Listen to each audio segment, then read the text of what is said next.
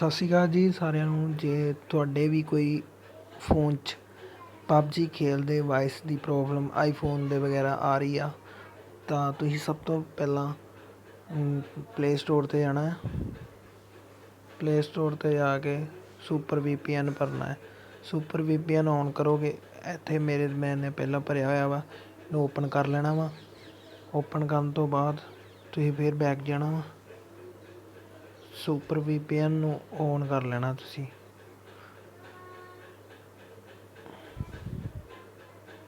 Super VPN ਨੂੰ on ਕਰਕੇ ਫਿਰ ਤੁਸੀਂ ਆਪਣੀ ਪਬਜੀ ਔਨ ਕਰਨੀ ਹੈ। ਕੰਟੀਨਿਊ ਕਰ ਲੈਣਾ, ਕਨੈਕਟ ਕਰ ਲੈਣਾ।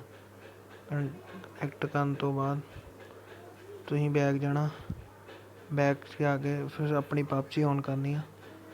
ਪਬਜੀ ਔਨ ਕਰਨ ਤੋਂ ਬਾਅਦ ਤੁਹਾਡੇ ਕੋਈ ਵੀ ਵਾਇਸ ਦੀ ਪ੍ਰੋਬਲਮ ਨਹੀਂ ਆਊਗੀ ਅਤੇ ਜਿੱਦਾਂ ਮਰਜ਼ੀ ਖੇਡ ਸਕਦੇ ਹੋ। ਪਿੰਗ ਵੀ ਵਧੀਆ ਸੁਪਰ VPN ਨਾਲ ਆਊਗਾ।